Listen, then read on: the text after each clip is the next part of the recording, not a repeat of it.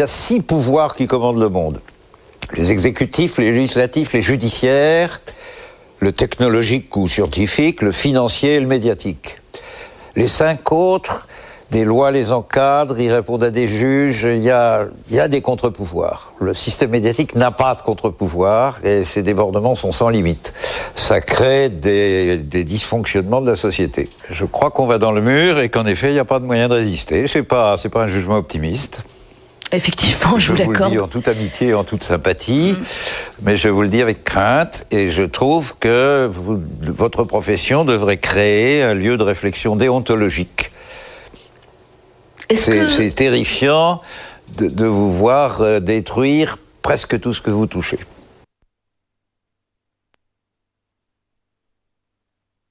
Eh bien, je forme le vœu que chacun d'entre vous,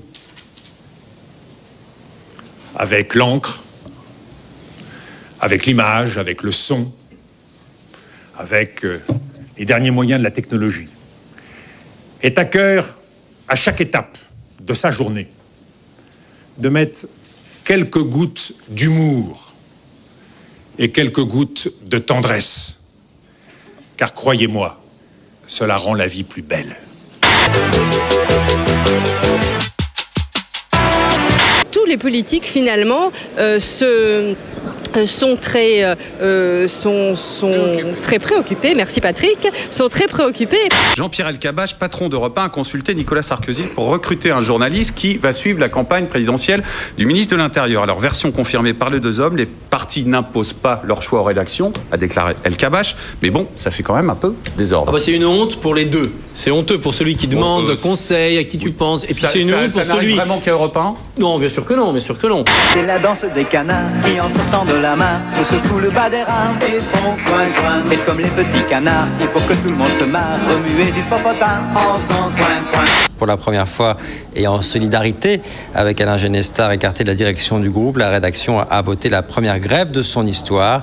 Selon la rédaction, cette éviction est politique. Elle serait due uniquement à une couverture sur Cécilia Sarkozy. Il y a un problème républicain dès l'instant que de très gros intérêts financiers, industriels, sont liés à de très gros intérêts médiatiques et sont en liaison intime avec l'État. En tout cas, précisons-le et rappelons-le très précisément, François Bayrou, sur cette antenne, toutes les personnalités politiques de droite et de gauche s'expriment avec des temps de parole strictement équivalents, contrôlés par le CSA, vous le savez bien.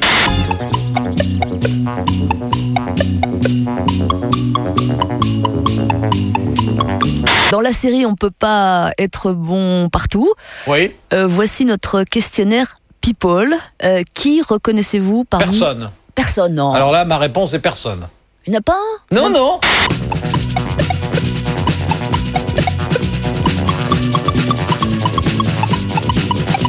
Mathias Göttler, grand journaliste, parmi les grands journalistes.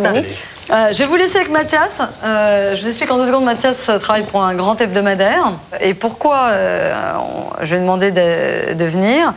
C'est parce que je trouve ça intéressant, en fin de compte, qu'il vous explique un petit peu quels sont le type de questions classiques qu'on pourrait vous poser. Le journaliste, en théorie, il est pas là pour vous en mettre plein la tête, quoi. Le journaliste, c'est l'intermédiaire entre le public et vous. Donc, il va servir de messager. Vous, le deal, c'est que votre message passe le mieux possible. Vous ne rêvez pas, mesdames et messieurs. C'est bien Claire Chazal en Catwoman. Est-ce que vous ne vous sentez pas un peu pris à contre-pied, François Hollande, aujourd'hui, alors que, il faut le reconnaître, la croissance repart, l'économie va plutôt mieux, c'est-à-dire la France renoue avec une forme de prospérité et en tout cas d'activité. C'est dans les chiffres. Claire, au nom de la France qui nous regarde, merci pour votre professionnalisme. On pourrait appeler ça la jurisprudence Schoenberg. Je partage l'avis d'un homme public et dans la perspective de la campagne présidentielle, j'ai moi-même demandé à me mettre en congé. Communiqué de Marie Drucker hier soir, elle n'assurera pas la présentation du soir 3 du 23 février au 6 mai. Le problème dans notre pays, c'est les élites. C'est les élites qui sont rétives au mélange. Je prends par exemple les deux grands bunkers, les 2 forts Chabrol, c'est le milieu de la presse, la grande presse, et le milieu de la classe politique. Et comme par hasard, Thierry, ce sont les 2 entités qui déplorent en permanence la non-intégration des immigrés, sans se rendre compte qu'elles-mêmes ne donne pas l'exemple. Vous racontez la France des œufs durs, des supermarchés, des steaks hachés et des vigiles en bleu. Est-ce que c'est comme ça que vous voyez la France aujourd'hui ? Tout à fait. Oui, oui, bien sûr. Je vois la France avec ses supermarchés, ses vigiles en bleu et ses chiens policiers, bien entendu. Vous aussi, vous faites pareil. Vous voyez la France comment, par exemple, vous ? On peut la voir de façon romantique. Vous n'allez jamais dans les supermarchés en banlieue ? Non, jamais. Non. Ah oui, mais il faut sortir, il faut voir du monde, hein, c'est sûr.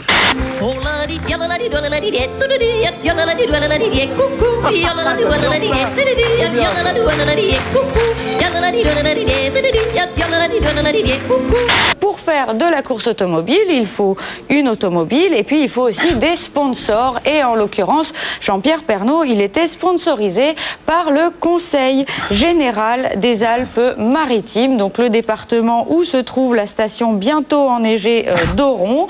Alors voilà, vous l'avez vu, c'était marqué en grand sur la voiture. Et il est aussi sponsorisé par les stations de ski du Mercantour, donc Oron et Isola 2000, qui est la station aussi bientôt enneigée, qui est juste à côté, et qui avait ses autocollants sur les pare-chocs, et dont le Canard nous dit qu'elles ont généreusement investi près de 200 000 € dans la voiture de Jean-Pierre Pernaut.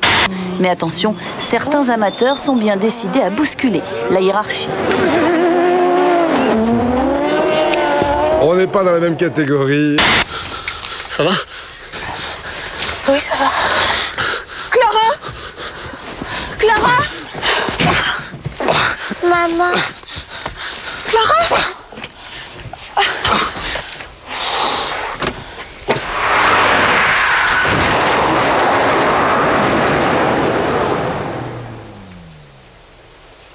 Respectons toujours les limitations de vitesse.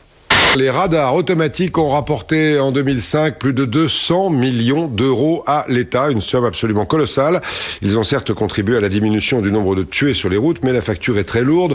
De nombreux automobilistes dénoncent régulièrement une sorte de racket organisée, surtout quand ces radars sont placés juste à des endroits destinés à piéger les gens. La course a été endeuillée. Un véhicule d'assistance, en prenant la route pour allier Dakar, a renversé un enfant de 12 ans qui est donc décédé de la suite de ses blessures. Ça fait le deuxième enfant qui perd la vie en 2 jours. Jack Lang, Roland Dumas, que l'on ne voyait plus guère avec ses camarades socialistes, tant d'autres. La photo de famille est rare. Ça prouve que c'est toujours le vieux qui nous rassemble. Quelque part, pour beaucoup de socialistes de ma génération, c'était un petit peu le papa de remplacement. Et s'ils ne sont pas tous ses enfants, chacun a semblé aujourd'hui revendiquer une petite part de l'héritage, jusqu'à la façon, comme les anciens ministres Hubert Védrine ou Louis Mexando, de porter le chapeau, comme Mitterrand. Mitterrand sourit, tout ça. Je suis très heureuse d'être ici. Viva Michel Bachelet. Michel Bachelet, présidente. Comme un pillage de diligence qui tourne mal, des groupes de jeunes ont agressé les passagers du train Nice-Lyon dimanche matin en gare des Arcs, dans le Var. Ils les ont délestés de leurs portables, de leurs bijoux, faisant régner la terreur dans le train pendant plus d'1 heure.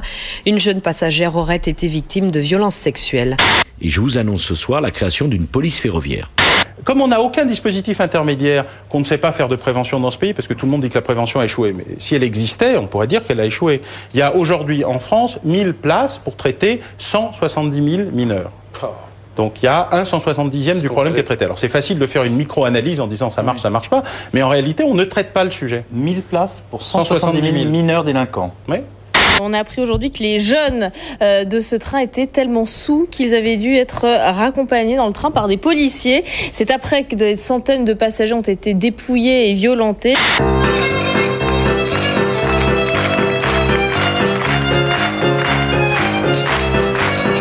Tout format confondu, la ville de Paris compte plus de 60 000 supports publicitaires. Un chiffre qui comprend 42 000 panneaux en plein air ou dans le métro, 11 000 espaces sur les bus, 3 500 taxis, auxquels s'ajoutent désormais les voitures privées de plus en plus nombreuses à arborer des messages publicitaires sur leur carrosserie. Au total, selon l'association Agir pour l'environnement, chaque citadin subirait quotidiennement 2500 à 3000 publicités.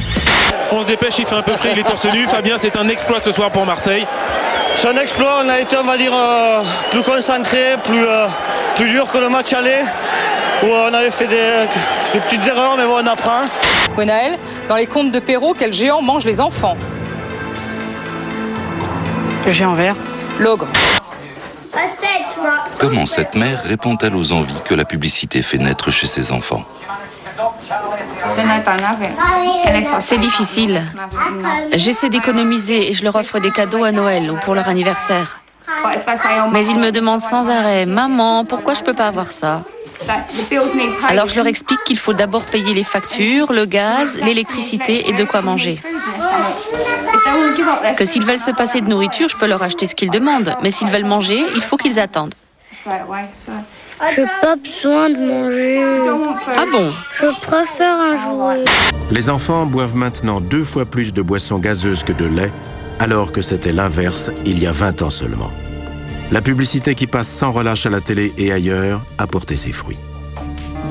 Les jeunes Américains boivent tellement de boissons gazeuses que le département de l'agriculture tient des statistiques sur la consommation des enfants de moins de 2 ans. À l'échelle mondiale, 18 millions d'enfants de moins de 5 ans sont obèses. La nouveauté, en fait, se situe du côté de la publicité. Il y a quelques jours, les députés européens se sont prononcés en faveur d'un assouplissement des règles. Téléfilms, émissions pour enfants pourront être interrompus toutes les 30 minutes au lieu de 45 précédemment. On peut tous imaginer.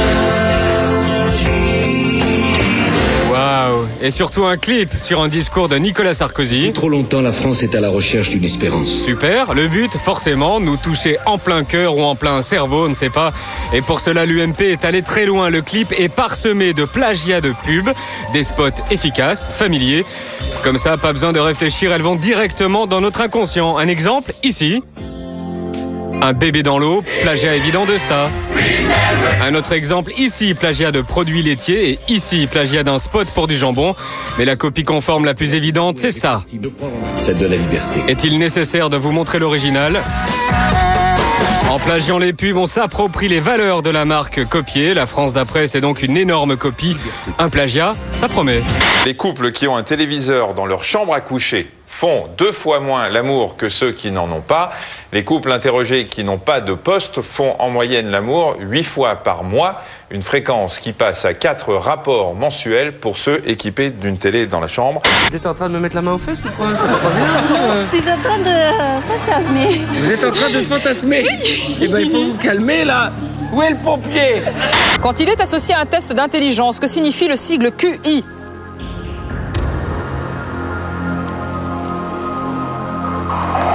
Cuit. Hein? Il te fait marrer, Guy Carlier. Je pense que Guy Carlier est quelqu'un qui a beaucoup de talent, beaucoup d'humour.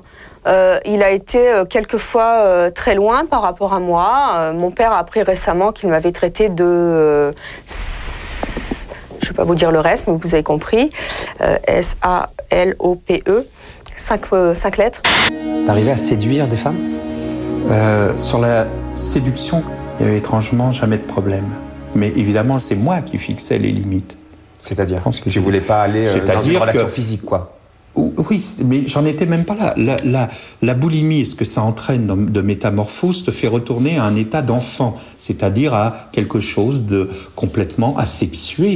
Ta position préférée pour faire l'amour? Attention, il a été extrêmement précis. Il a été extrêmement précis. Il a été très très précis. Sérieux, c'est vrai ou pas? Ah oui, il a été précis. Attends, il a joué le jeu, il a été précis. Attends, il a été précis. Super précis même. Ouais, j'aime bien être... j'aime bien être sur le ventre. Quoi? J'aime bien qu'il soit derrière moi.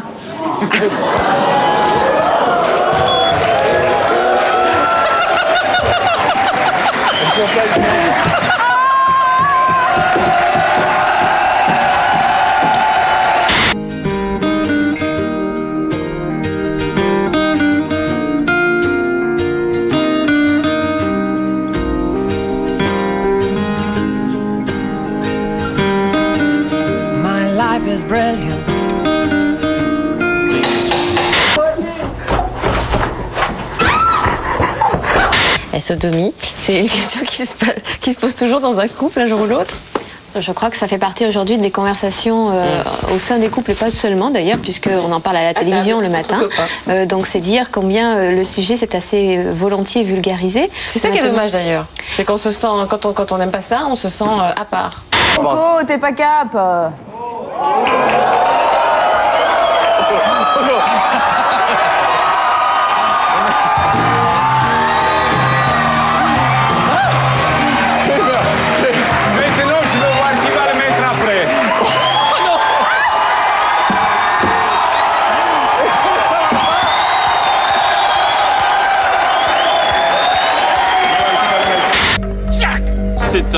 hélice de bœuf.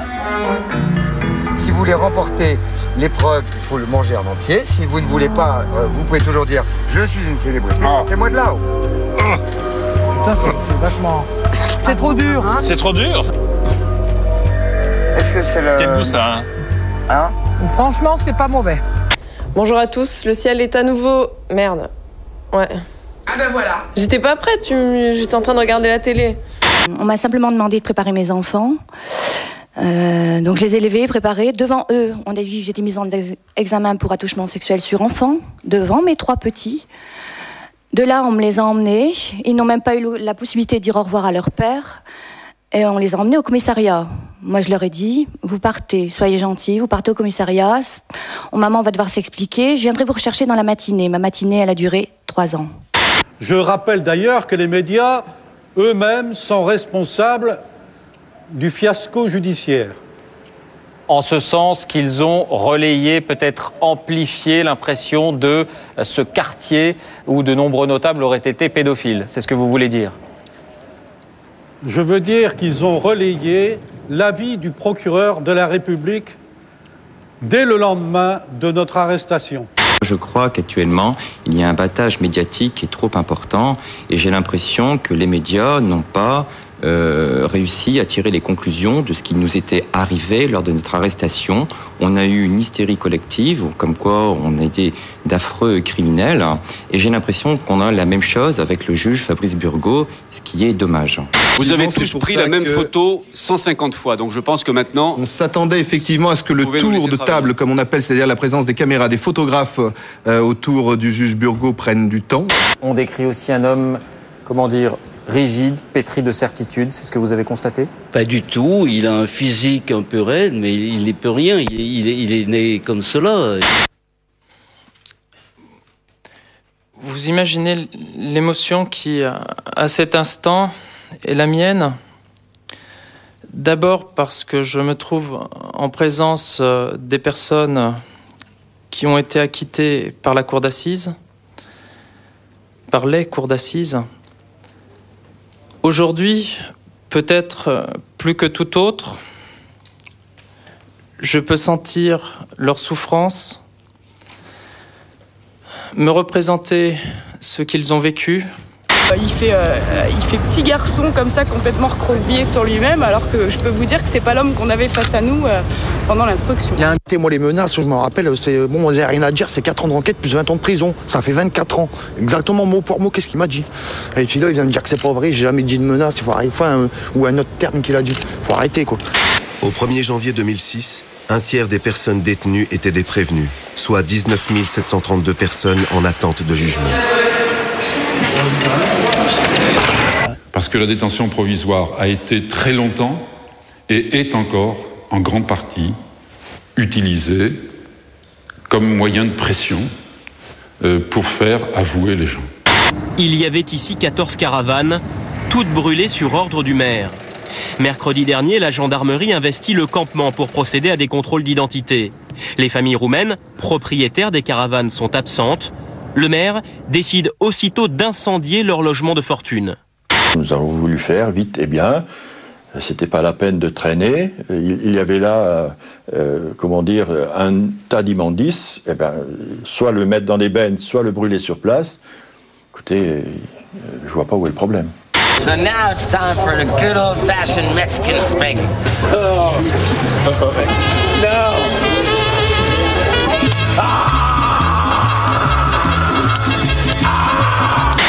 Des tentes comme celle-ci, il y en a 220 disséminées dans tout Paris. Une idée de Médecins du Monde pour provoquer des réactions.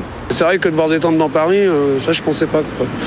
Pour l'association, ces tentes sont des balises de détresse. Elles sont là pour rendre plus visible ce que la conscience collective cache derrière 3 lettres, SDF, sans domicile fixe. À un moment donné, il faudra leur faire comprendre que vivre sous la tente sur les trottoirs de Paris, ça n'est pas possible. Et à partir de là, je crois qu'il faudra que la contrainte joue.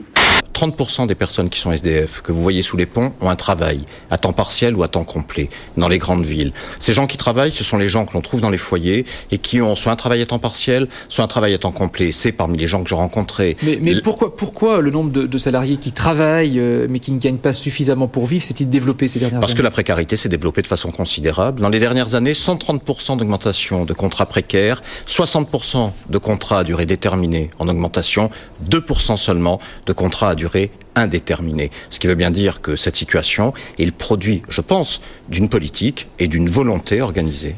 La médaille de l'Ordre du Mérite, Martine l'a reçue en 2001 pour récompenser sa lutte contre la grande exclusion, une lutte qu'elle estime ne plus pouvoir continuer aujourd'hui. Cet effort n'est plus reconnu et n'est plus soutenu de la part de l'État d'une manière forte. Il n'y a pas de raison de garder ce signe de l'État. Stop, quoi. Aurélie abandonne. C'est bien sûr son droit. Elle n'aura jamais l'occasion d'être reine.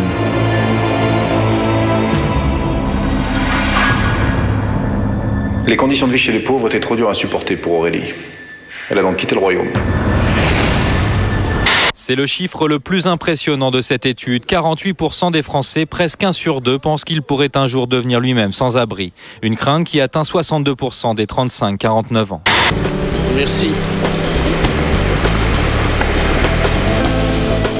En fait, ça marche.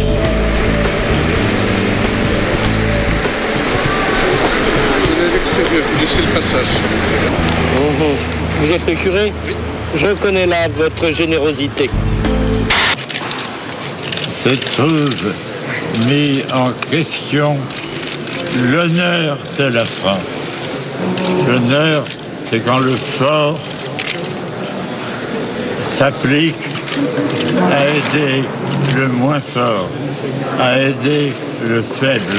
C'est vrai que la charité chrétienne, on aimerait aimer tout le monde, on aimerait, son prochain, c'est son frère, c'est ci, c'est ça, mais malheureusement, il y a des soucis matériels, économiques. Je veux dire, quand on ne peut plus partager, c'est bête, c'est réducteur, ce que je dis, c'est imbécile, excusez-moi, mais on ne peut partager que ce que l'on peut.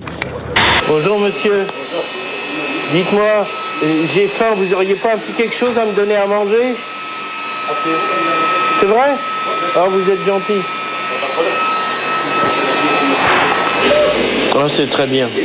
C'est vraiment, vraiment gentil. Hein. Merci. Hein.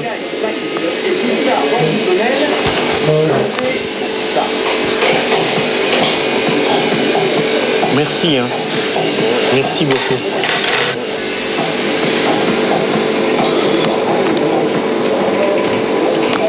Salut, je m'appelle Kai Takis.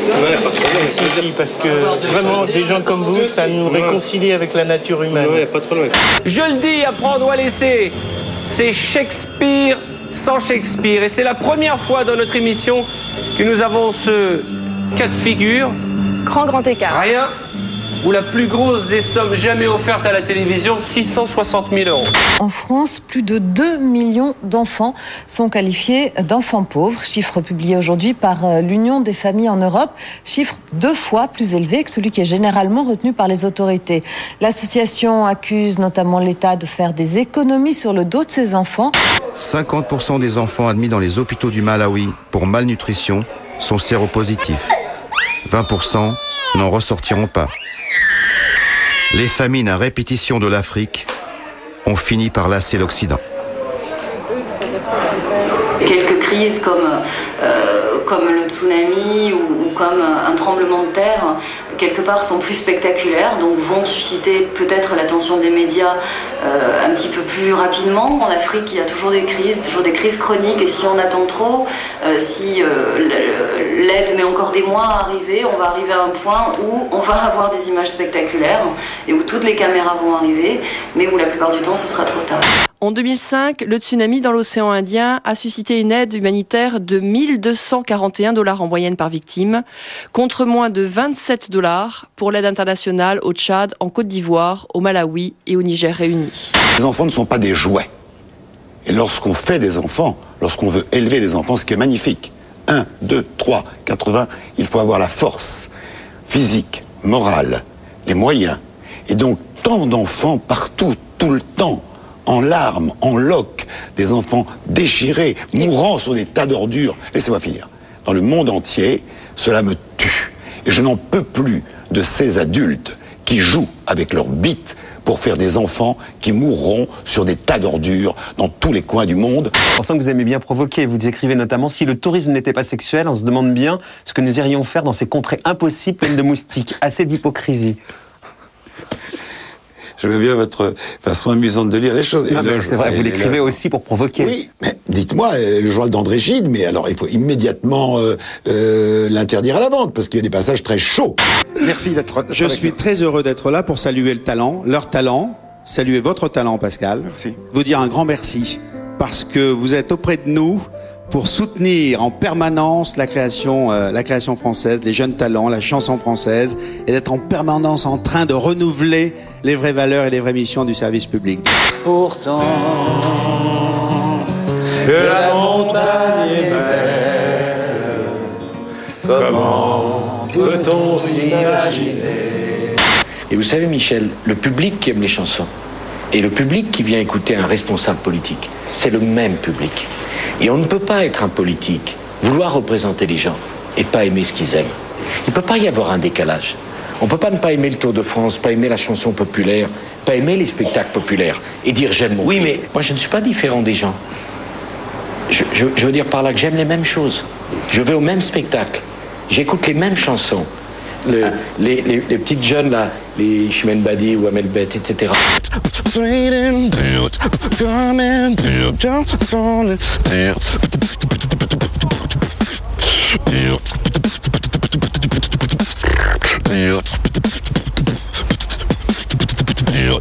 C'est un changement politique radical qui s'amorce au Proche-Orient. Les islamistes du Hamas ont remporté les élections législatives dans les territoires palestiniens.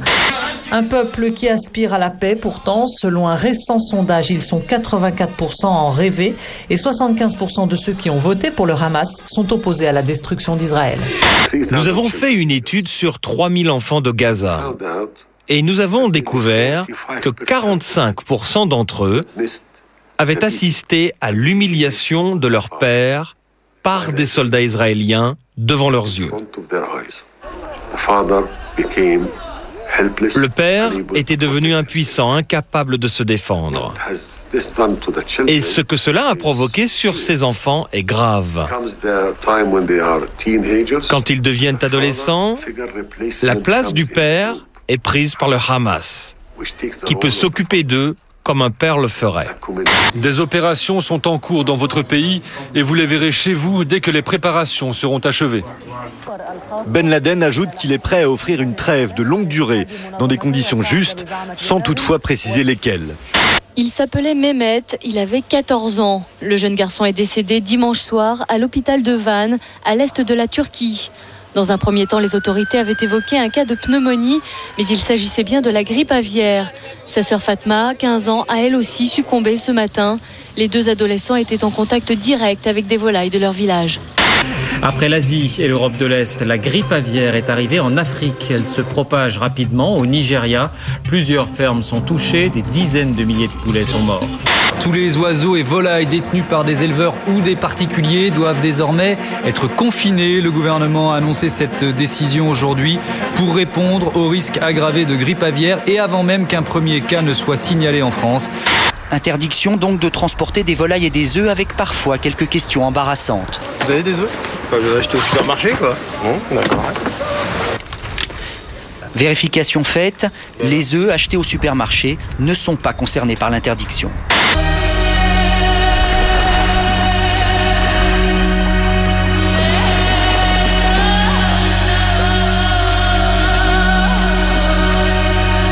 Aux États-Unis, l'Arizona a été touché par une gigantesque tempête de sable, comme vous pouvez le voir sur ces images aériennes impressionnantes. On en avait rarement vu d'aussi importante. Elle semble tout engloutir sur son passage. En Inde, c'est le froid qui est tout à fait inhabituel. La capitale New Delhi a enregistré hier ses premiers gels en 70 ans. Les écoles de cette ville géante de 14 millions d'habitants sont fermées pour 3 jours. Mais c'est aussi un spectacle merveilleux. À gauche, un toit d'entrepôt comme les autres. À droite, un toit d'entrepôt équipé de panneaux solaires nouvelle génération. Plus flexible, plus facile à poser, plus léger, ils sont tout aussi efficaces que les panneaux solaires traditionnels. Nous avons 20 000 m² de toiture et 10 000 m² de panneaux installés qui pourraient alimenter environ 140 maisons à usage domestique. Une telle moquette solaire étendue au toit de tous les entrepôts et supermarchés de France produirait autant d'électricité qu'une centrale nucléaire de 13 000 MW. C'est un réservoir de la période du Jurassique, à une période où la mer était présente à Paris, ce qui explique que cette eau est salée. Puis l'eau s'est retirée il y a 200 millions d'années, laissant derrière elle, dans le sous-sol, des poches d'eau chauffées par la chaleur de la Terre. En tout, il y a 3 nappes énormes en France, encore largement sous-exploitées. On pourrait théoriquement chauffer l'ensemble de la ville de Paris avec cette nappe d'eau chaude pendant des dizaines, voire des centaines d'années. C'était ce matin l'annonce historique qui met presque mal à l'aise le patron de Total. Bon, alors, le résultat Total tombe juste à 12 milliards d'euros. Alors, regardez les attaques sur la jeunesse. Génération précaire, les stagiaires. À la tour Total, alors que Total affiche des profits absolument insolents, vous avez 10% de l'effectif salarié qui est en stage à 150 €. Est-ce que vous trouvez ça normal ?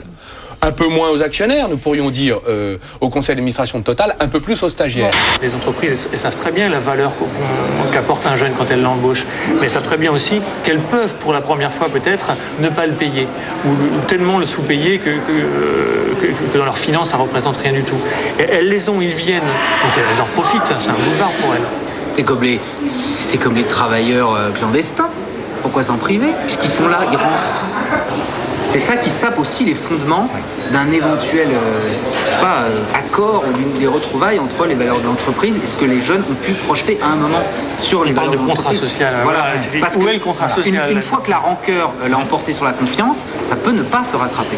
Cette année, dans le monde, il y a eu 1 million de suicides de jeunes et 40 millions de dépressions, et que selon un rapport de l'OMS, en 2020, le suicide et la dépression des jeunes deviendront la 2e cause de mortalité dans le monde.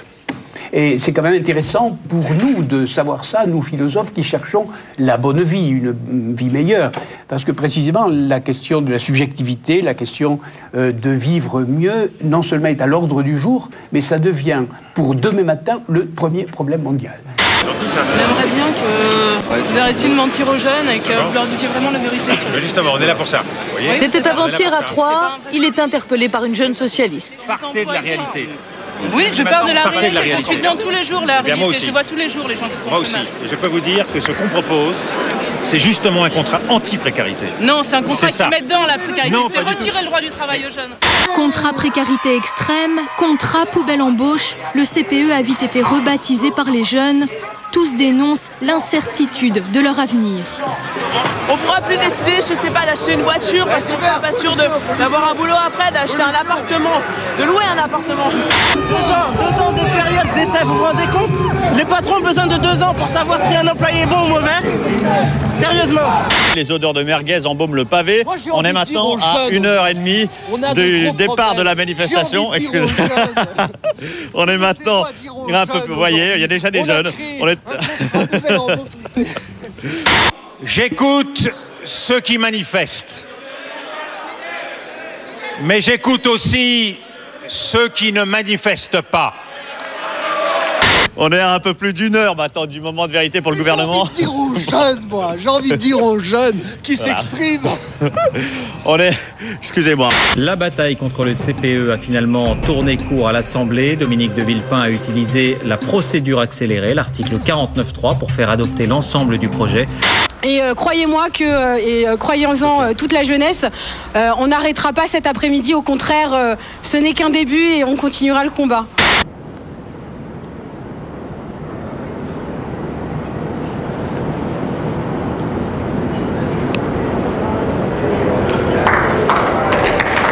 Voilà, très très jolie réplique. après la découverte d'un deuxième cas de grippe aviaire dans l'Ain. Pour la première fois, des soupçons se sont portés sur un élevage de plusieurs milliers de dindes. Au moins 400 bêtes seraient mortes de maladie. Tout l'élevage a été euthanasié. Ce sont des collections qu'on peut sortir lorsque l'on fait la classification des animaux, par exemple, pour montrer concrètement à quoi ressemblent les oiseaux, etc. Et je ne les sortirai plus, même si ce sont des collections anciennes, qui ne présentent sans doute aucun risque. Mais enfin, disons qu'on ne va pas les sortir cette année.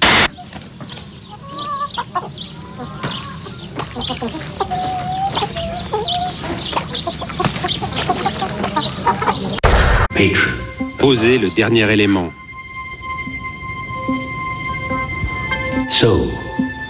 Alors, vous voulez connaître le secret du cosmos?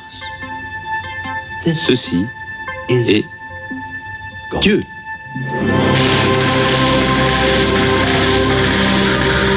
Le 30 septembre dernier, un quotidien conservateur danois publie en page 3 de son supplément Culture 12 dessins du prophète Mahomet. Sur l'un d'entre eux, le prophète est montré avec une bombe sur la tête en guise de turban. L'objectif, alors, pour ce journal, illustrer un débat sur l'autocensure des artistes par rapport à l'islam. Ces fondamentalistes ont sans doute voulu démontrer qu'ils avaient eux aussi un talent certain pour la caricature. L'homme représenté en train de se faire égorger, c'est l'ambassadeur du Danemark à Jakarta.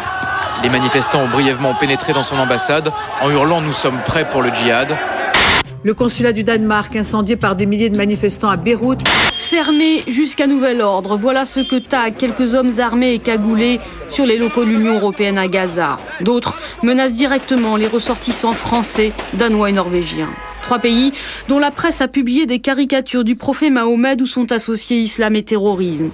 Les menaces des groupes palestiniens interviennent dans un contexte interne troublé, mais ici comme ailleurs, la poussée de fièvre est réelle et le boycott des produits danois prend de l'ampleur.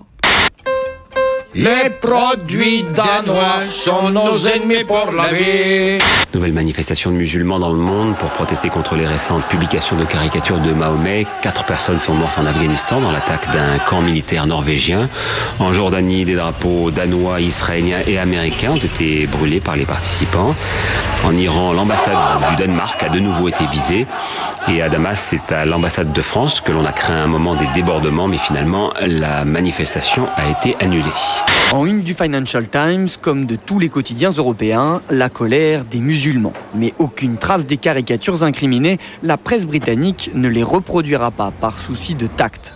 CNN aussi a préféré flouter l'image de façon à ne pas offusquer ses téléspectateurs. On a un SMS qui nous demande si on va voir les dessins aujourd'hui, les fameux dessins danois. Donc non, on ne va pas les voir. C'est une décision, c'est pas forcément très utile au vu de ce que ça engendre et visiblement de la blessure et de la colère que ça suscite. Pas de toto caca cette semaine. En effet, notre jeune collègue a été exécuté ce matin par un commando islamiste pour avoir fait une caricature du prophète Mahomet sur son cahier de texte. Bon.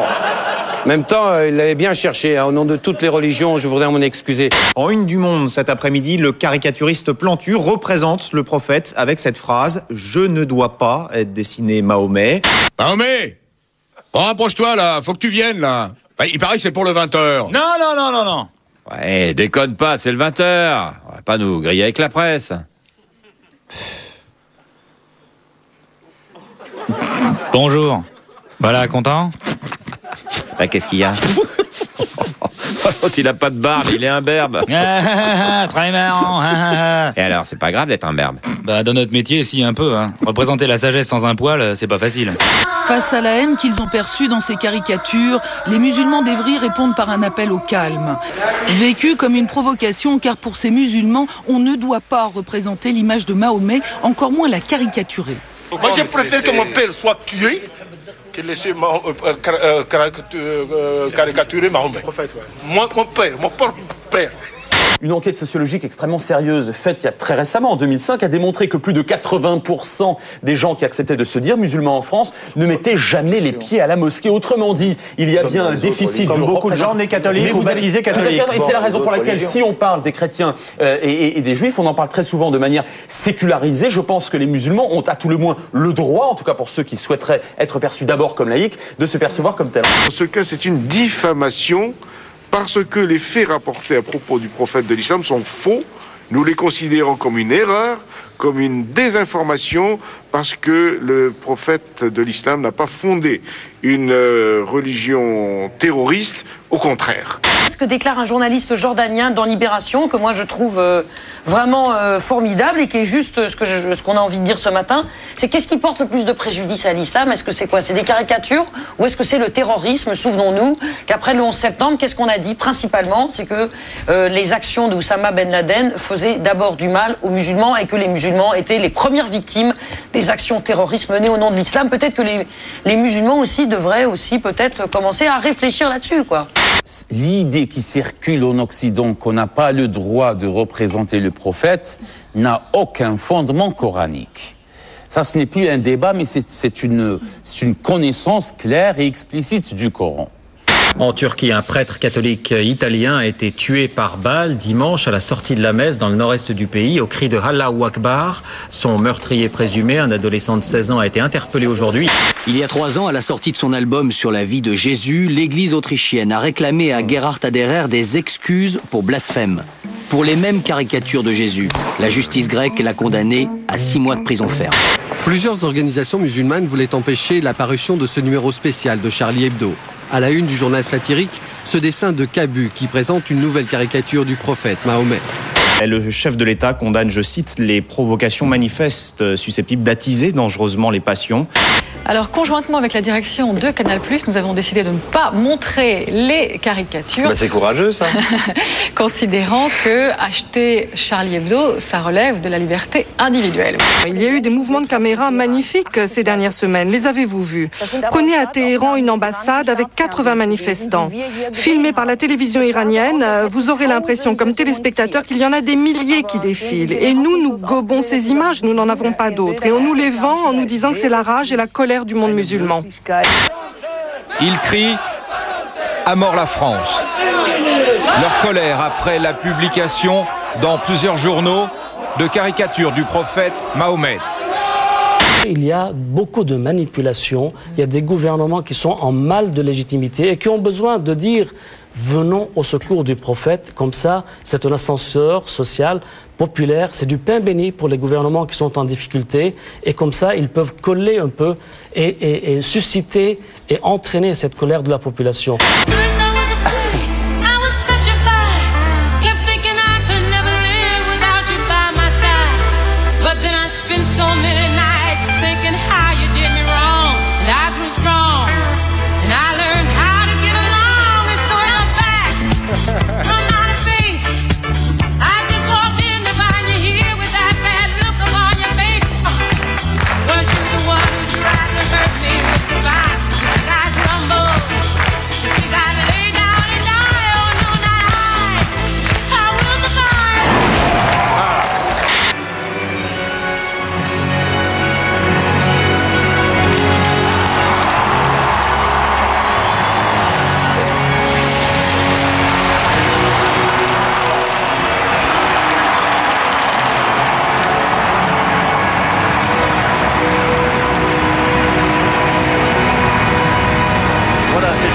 Solennel. Il est en train de réaliser un exploit. Antoine Deneria. Oh, il est fantastique. 7 dixièmes d'avance. Je ne vois pas comment Antoine peut les perdre ces 7 dixièmes. C'est impossible. Il faut qu'il s'accroche. Une dernière il est en train d'écrire l'une des plus belles histoires. Il va le faire. L'histoire mondiale, Antoine Deneria. Le Denesso. Antoine Deneria est en train de donner. Antoine Deneria, champion olympique.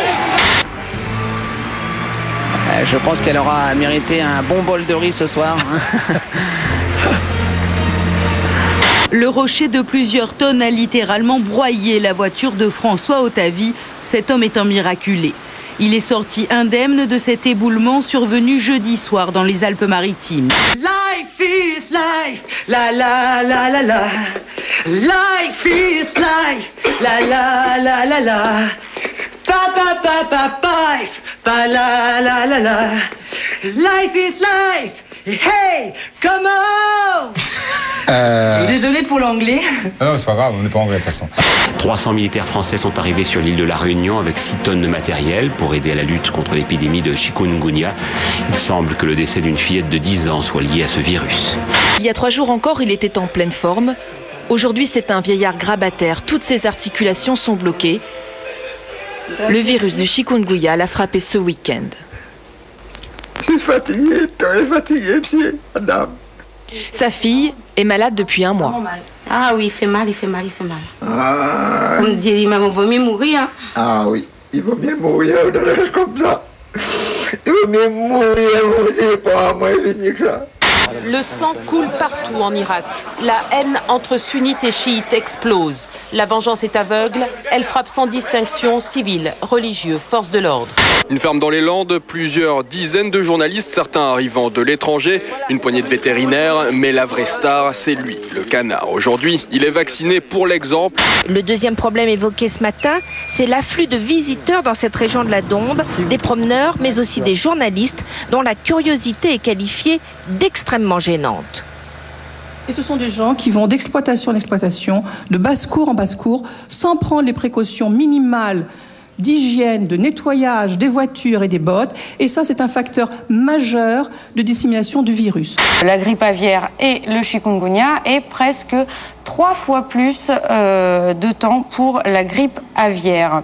Alors que je vous le rappelle, elle n'a fait pour l'instant que des victimes en France, que des victimes animales, alors que l'épidémie de chikungunya a touché près de 180 000 personnes et fait pour l'instant 93 victimes en France aussi.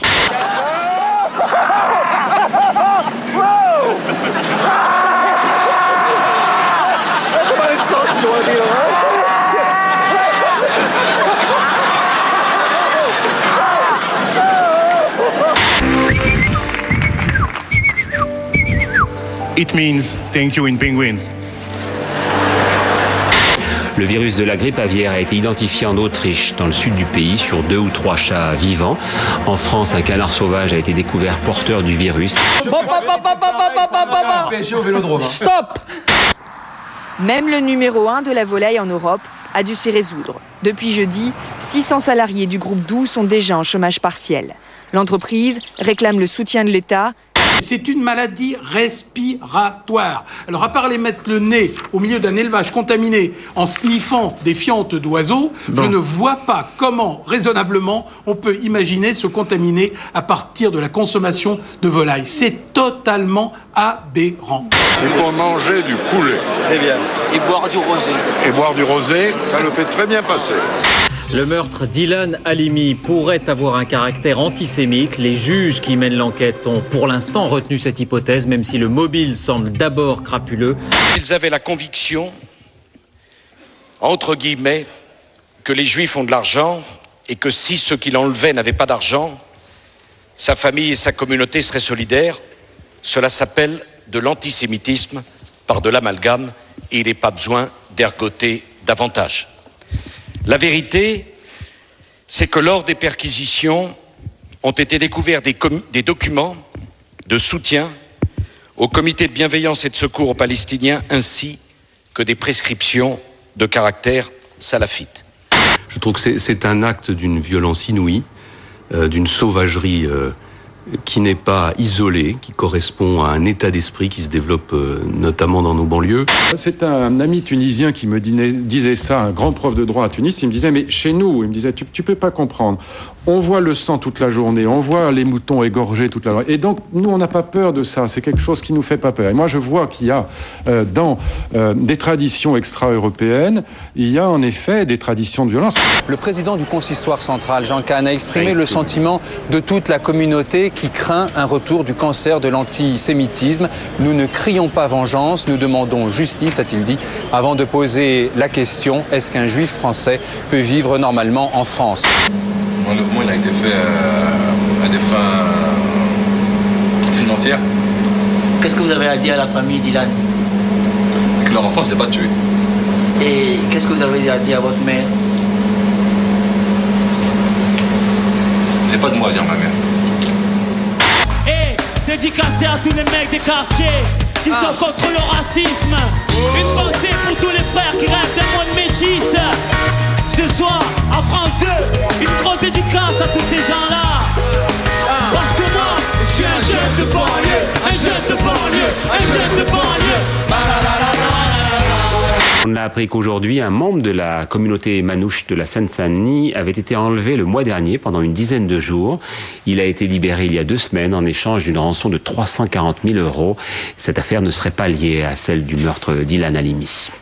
C'est à la sortie de ce bar que Shaib Zéaf a été tué par un homme armé sous l'emprise de l'alcool. Des témoins affirment avoir entendu le meurtrier proférer des insultes racistes.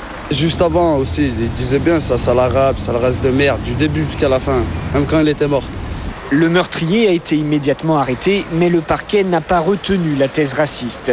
Qu'est-ce que c'est la République quand dans la France du XXIe siècle, un gang de voyous, de criminels sème la terreur, enlève et torture à mort un innocent de 23 ans, eh bien le mot racaille, il était bien faible pour définir des gens de cette nature.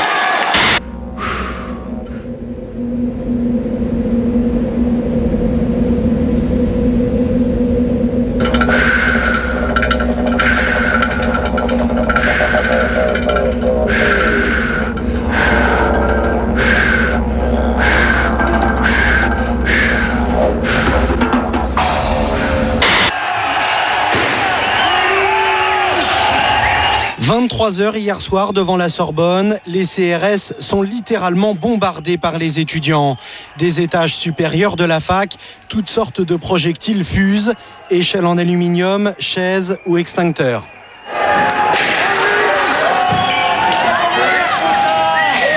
Claire Chazal, d'abord vous me permettrez de dire à nos compatriotes que je comprends l'inquiétude qui s'exprime dans notre pays. Je suis à l'écoute des Français, à l'écoute bien sûr de ceux qui manifestent, mais à l'écoute aussi de ceux qui veulent étudier et préparer leur examen, à l'écoute des parents et des familles. C'est-à-dire qu'ils considèrent que vous n'avez pas été tellement à l'écoute d'eux puisque vous n'avez pas négocié sur ce CPE au départ. À l'écoute de ceux qui s'inquiètent pour l'avenir de leurs enfants. Les organisateurs depuis ce matin le craignaient. Ce soir, le pire est malheureusement arrivé. Jeunes et forces de l'ordre se sont donc affrontés en bataille rangée. Les heurts ont dans un premier temps éclaté face au Collège de France, mais se sont vite déplacés sur l'esplanade de la Sorbonne. Le contrat première embauche est juste et il est équilibré. Il offre de vraies garanties aux jeunes.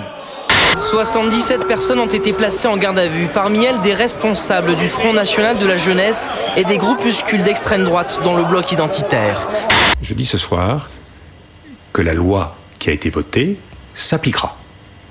Il faudra bien qu'ils cèdent un jour parce que sinon ça va vraiment péter. Il va falloir que le gouvernement il comprenne que les jeunes ils bougeront pas. Ils bougeront pas tant qu'ils retireront pas ce projet. Si autant de mobilisation, c'est vraiment que les gens ils sont pas intéressés. Franchement, obliger des jeunes adolescents, pratiquement les obliger à aller faire des manifestations, c'est-à-dire pour ces jeunes, il faut quand même en être conscient, quelque part, être instrumentalisé par parfois un débat qui est un débat un peu partisan. C'est toujours ce qu'on dit dans ce genre d'affaires. Eh bien, on le dit toujours, mais c'est peut-être toujours vrai aussi. Et donc, il faut en tirer les conséquences. Des manifestations un peu partout en France qui ont rassemblé près d'1 500 000 personnes selon les syndicats, donc dans tout le pays, et 500 000 selon la police. Le mouvement est en route. Découvrez la nouvelle Lancia Ypsilon Momo Design et ensemble, osons les teintes révolutionnaires. Comment tu veux vivre? Non mais sincèrement, comment tu veux vivre? Tu veux vivre avec le SMIC toute ta vie? Non mais attends, c'est n'importe quoi. Moi je préfère un CPE et un CNE, n'importe quoi, mais pourvu que je travaille. Mais sincèrement, pourvu que je travaille. Non, tu dis un CPE ou un CNE, n'importe quoi.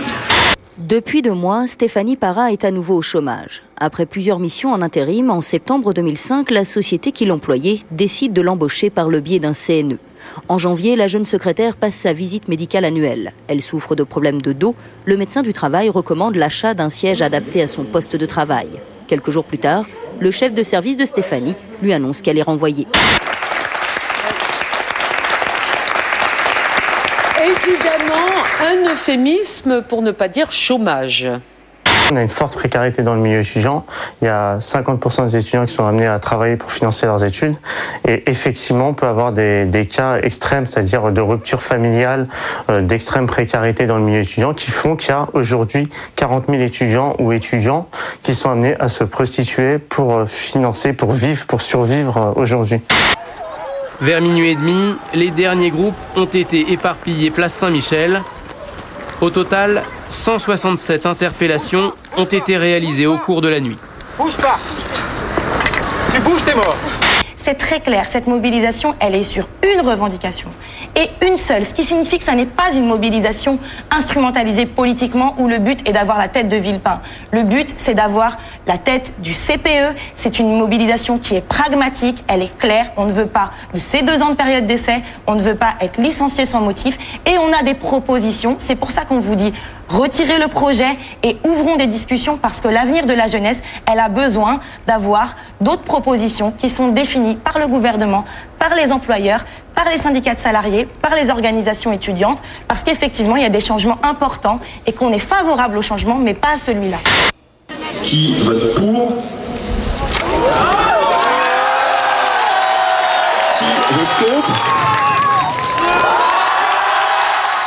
La loi est clairement inadaptée. De plus, elle est injuste. Les gens ont le droit de savoir pourquoi ils sont embauchés ou virés. Il n'est pas juste de se servir de la faiblesse des gens qui sont au chômage. Les patrons, ils ont quand même le droit de licencier. Maintenant, on tape sur les gens qui donnent du travail aux gens. Mais c'est quand même insensé. Non, ils n'ont pas le droit. Et dans ce pays, de toute façon, quoi que tu fasses, il y aura toujours les jeunes dans la rue. Je comprends ce qui se passe. Je comprends ce que ressentent et ce que disent les jeunes dans notre pays. De Villepin, il croit vraiment que ce CPE, il est adressé aux gens des banlieues. On n'a rien, donc on devrait accepter ça. Je suis désolé, mais bon, on n'a peut-être rien, mais on va pas accepter de la merde.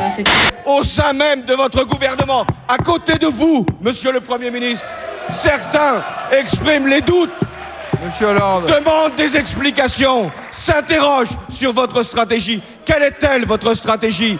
Nous sommes devant le cortège dès le début du parcours. Des bandes de jeunes précèdent les manifestants. Ils sont visiblement venus là uniquement pour casser. Lorsqu'ils sentent une menace, ils s'enfuient par les rues adjacentes. Ils cassent tout sur leur passage. On dénonce tout acte vandalisme, et voilà. Mais après, il faut les comprendre, il faut quelque part maintenant que le gouvernement y réagisse. Parce que si ça continue comme ça, si on continue à pas nous faire entendre, ça va amplifier. Les jeunes se battent d'abord entre eux. Des voitures sont ensuite retournées. Et puis tout à coup, la façade d'un immeuble est en feu. Une large colonne de fumée noire s'élève dans le ciel de Paris. 2 véhicules ont été incendiés et ont communiqué le feu à un magasin. Dans la manifestation, quelques bandes venues de banlieues parisiennes. Ils ne viennent pas pour délivrer un message politique, mais pour dépouiller les étudiants. Vol de portables, souvent violents. Le phénomène s'était déjà produit l'année dernière dans les cortèges de lycéens. Je pense que c'est la police qui devrait venir nous aider. Je pense qu'ils viennent pas pour que justement on n'ait pas envie de manifester, de peur de se faire taper dessus. Et donc j'insiste là-dessus, si on est bons parents, on doit souhaiter que les enfants suivent les cours. Le jour où vous arriverez, monsieur, à raisonner votre enfant en lui expliquant le pourquoi de la chose, là, votre enfant obéira. Bon.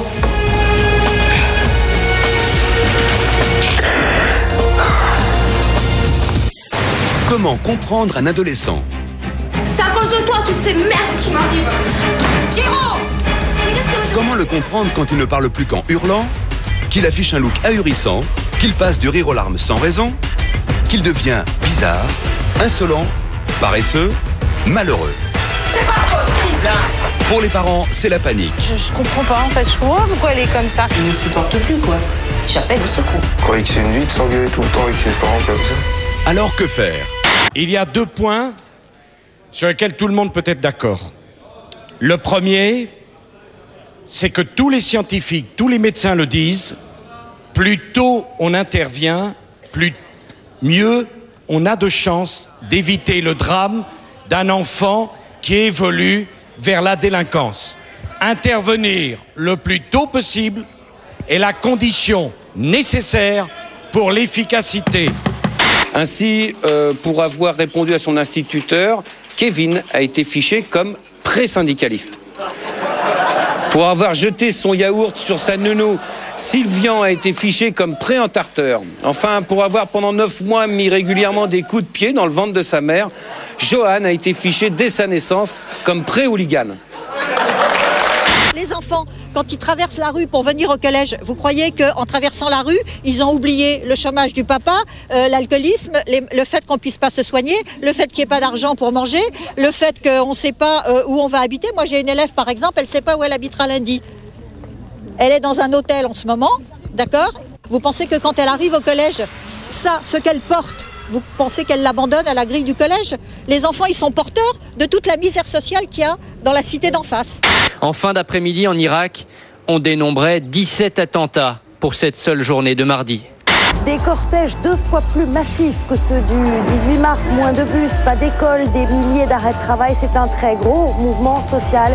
May I confess to the guilty pleasure of a satisfying laugh at the sight of a French protester getting knocked on his butt and rolled down the street like a burger wrapper? I know it's unkind and I should feel sympathy, but somehow a guy rioting over being able to keep a job he doesn't do but thinks he has a right to anyway, that doesn't produce much sympathy in me. French youth are angry they won't have the same chance at a lazy, do-nothing job which they can't get fired from, same as their parents. Comme il l'avait promis, les parents d'élèves anti-blocus étaient là dès 7h ce matin et c'est sans ménagement qu'ils ont forcé les barrières. Vous pouvez rentrer! Ceux qui veulent étudier rentrent! Mais faut raisonner les parents! Ce matin, les policiers sont là bien avant les bloqueurs. À la porte du lycée, le barrage se prépare, devant un proviseur à bout de nerfs. Je veux pas que les vieux te tapent dessus, t'as compris? J'entends dire qu'ils vont taper dessus! Il y a comme que ça! On veut des bisous! On veut des bisous! On veut des bisous! 42% des personnes interrogées le 29 mars dernier souhaitent la suspension du contrat première embauche. 41% demandent carrément son retrait, ce qui représente au total 83% de Français hostiles au CPE.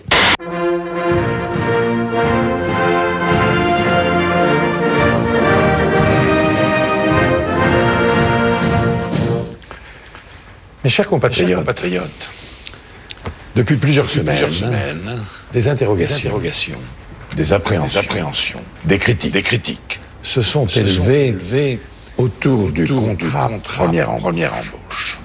Emmerich, der an Ort und Stelle das Geschehen verfolgt. Ja, das ist es, das ist dieser Apparat.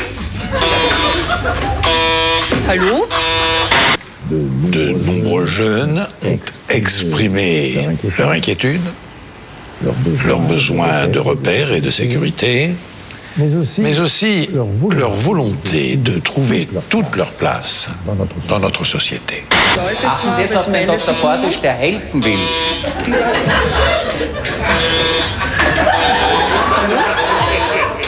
J'ai décidé de promulguer cette loi, mais aussi parce que je pense que le contrat première embauche peut être un instrument efficace pour l'emploi.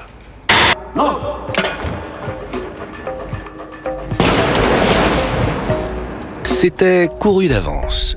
Avant, c'était le Premier ministre, et puis là, apparemment, c'est le ministre de l'Intérieur qui, donc, là, m'a appelé. Il fait le tour de l'ensemble des dirigeants des syndicats du pays pour leur dire que c'est lui qui sera à l'initiative d'une nouvelle proposition de loi.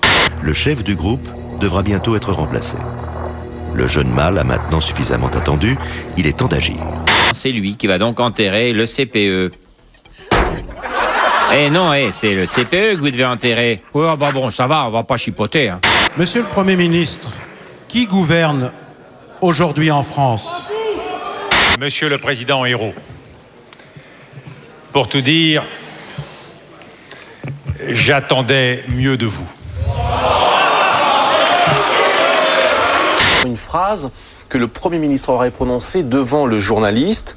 La France a les jambes écartées, elle attend désespérément qu'on la baise. Ça fait trop longtemps que personne ne l'a honorée. Tiens, mâche bien. Mâche bien.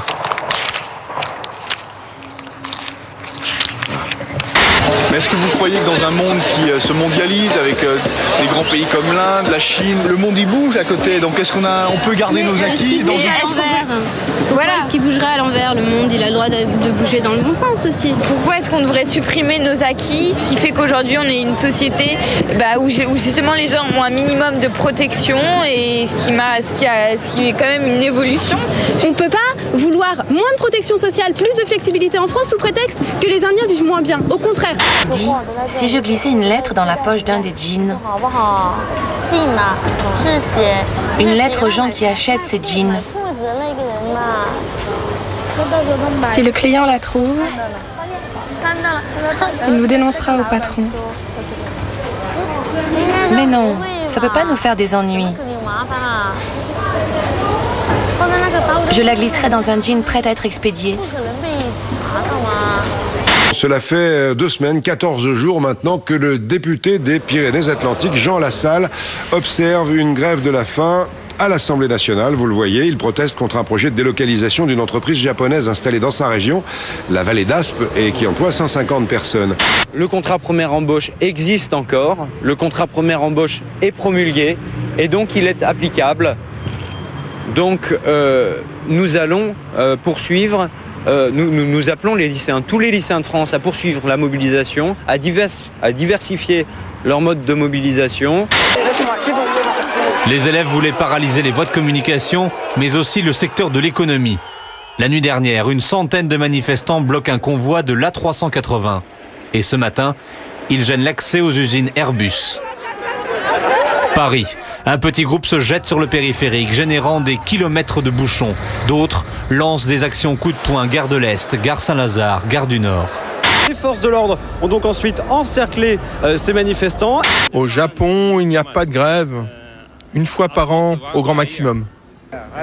Moi, j'ai carrément pris mon appareil photo.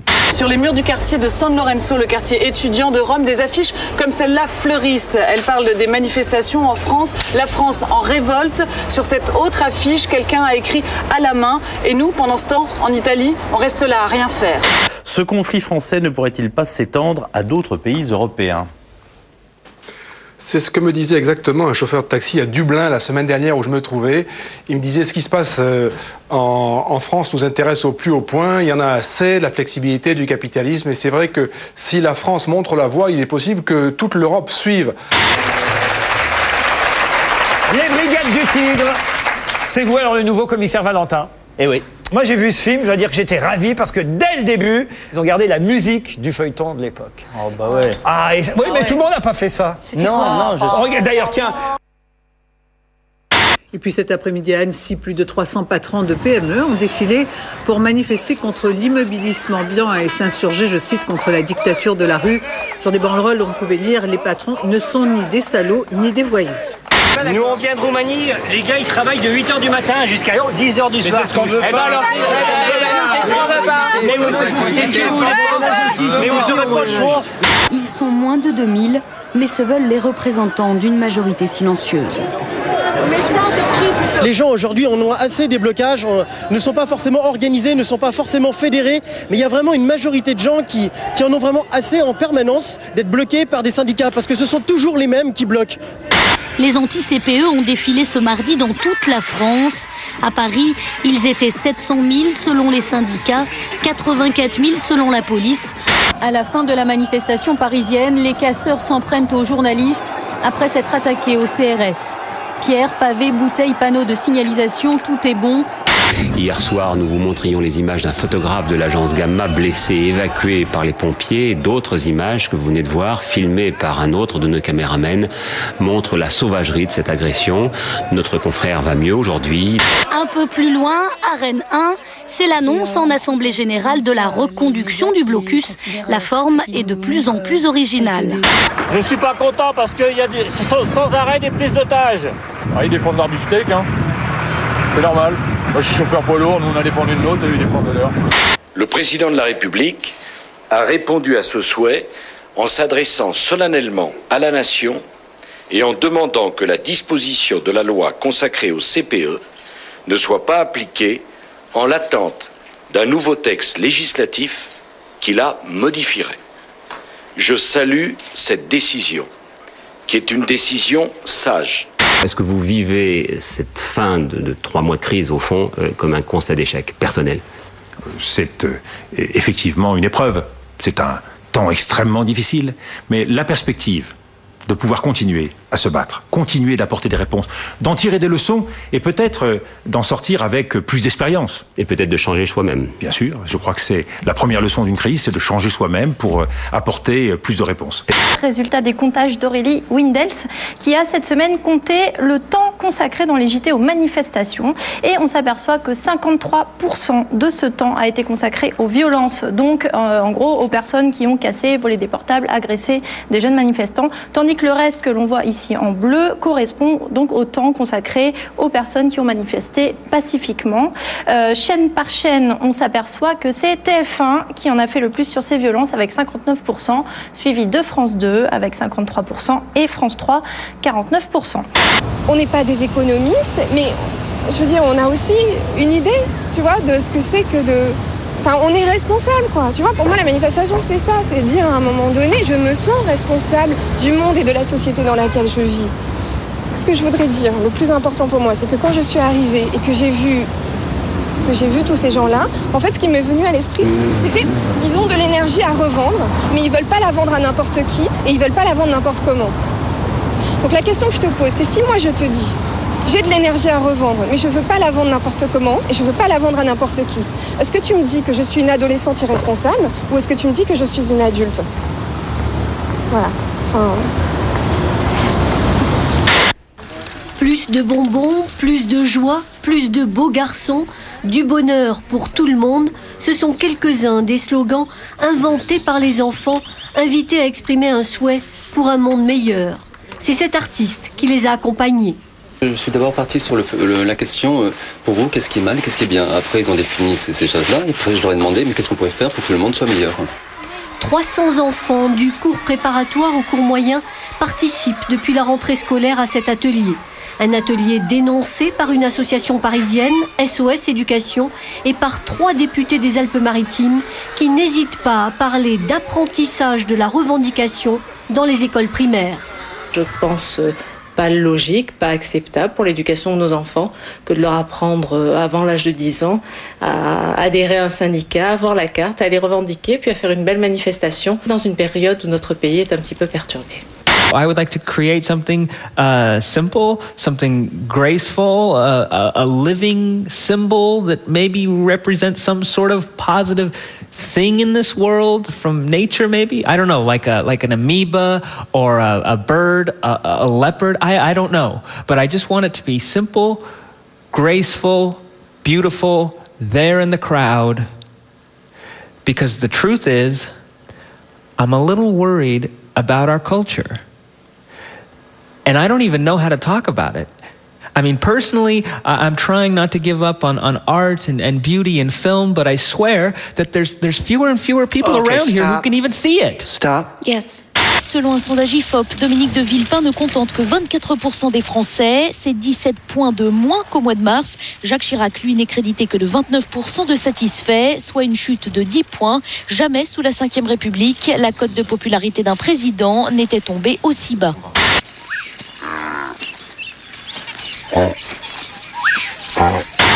J'aimerais qu'on me suive dans la rue, j'aimerais qu'on me reconnaisse, qu'on me suive, qu'on me prenne en photo. J'aimerais un jour pouvoir faire la une d'un magazine People, de faire la une d'un journal, de faire la une d'une chaîne de télévision. Et ça serait pour moi, en fait, le summum de ma réussite. J'irai au bout de mes rêves. Aïe, aïe, aïe, qu'est-ce qui se passe? Tout au bout de mes rêves. J'irai au bout de mes rêves, où la raison s'achève, tout au bout de mes rêves. C'est bon. Mais le Sun ne s'est pas excusé d'avoir publié cette photo, vous allez la voir. Photo d'Angela Merkel changeant de maillot de bain pendant ses dernières vacances italiennes. Une photo qui agace prodigieusement le gouvernement allemand.